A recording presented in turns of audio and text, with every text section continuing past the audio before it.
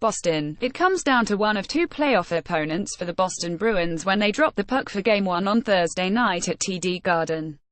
If the Bruins beat the Florida Panthers on Sunday night in any fashion during their regular finale, they will clinch the Atlantic Division and the top seed in the Eastern Conference while setting things up with the New Jersey Devils as their wild card opponent.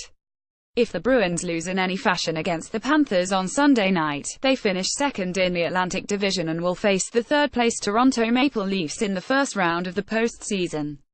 This was all made possible when the Bruins took care of business on Saturday night, 5-2, against the Ottawa Senators at TD Garden, and nearly simultaneously, the Tampa Bay Lightning surprisingly lost in overtime to the Carolina Hurricanes, so it all begs the question, which team would the Bruins rather face in the first round now that it's all in their hands, the Maple Leafs or the Devils? More Bruins. To be honest, it was so wide open for the last 5-6 games, that it could have been so many other teams. Now I guess it's getting narrowed down. We were thinking about Philly, because it could have been many other teams, said Patrice Bergeron. That being said, we haven't really put much thought into it. We're trying to play the same way we've been playing, which is worry about what we can bring and worry about playing our game, our system. Monday we can start worrying about who we're playing in the first round of the playoffs. Clearly the Bruins aren't going to play favorites when it comes to their first-round matchup and don't have any interest in providing bulletin board material, but the numbers speak volumes on how the Bees stack up with either group. The Bruins lost 3 out of 4 games against the Leafs and all 3 of those defeats came with young superstar Auston Matthews injured and out of the lineup for Toronto. The speed and skill level of players like Mitch Marner and William Nylander up front have given the Bruins issues over the last couple OFS, and that's made them a difficult team for Boston to shut down. Patrice Bergeron, Torey Krug and David Pastrnak were all point-per-game players against the Leafs during the regular, and Tuukka Rask won the single game versus Toronto, this along with a .905 save percentage and 2.69 goals against average.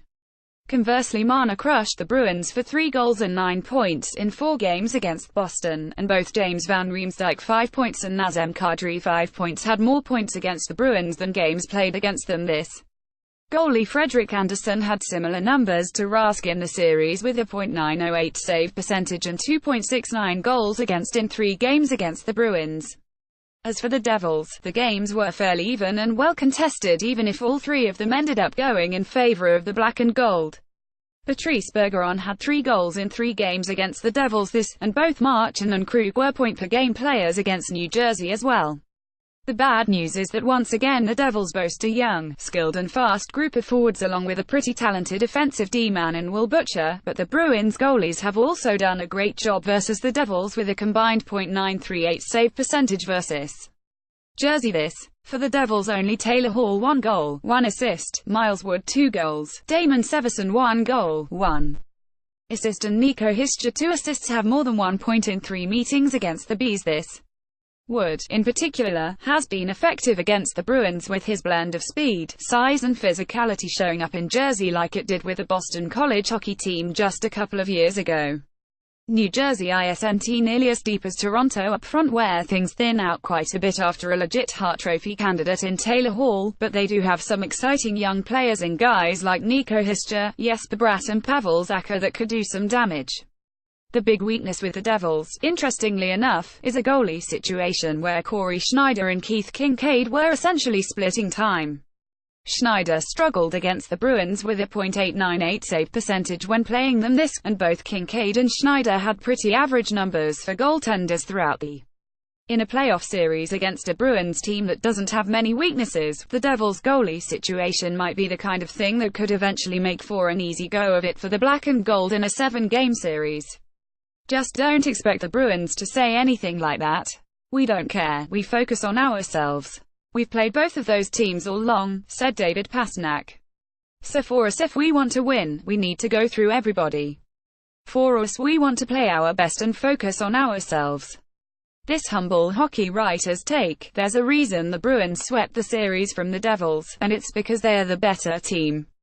New Jersey is limited in how badly they can damage you offensively. They haven't enjoyed great goaltending and that matchup would allow the Maple Leafs and Lightning to beat each other up in the first round before Boston would have to face them in round 2. For those reasons and more, it's in Boston's best interest to take care of business against the Panthers on Sunday night, clinch both the Atlantic Division and top seed in the Eastern Conference, and finish on a strong, winning note. That's probably why the Bees are going to start Tuukka Rask on Sunday night in the regular finale, and why they will put their best foot forward to clinch things rather than worry about resting Bruins at this point.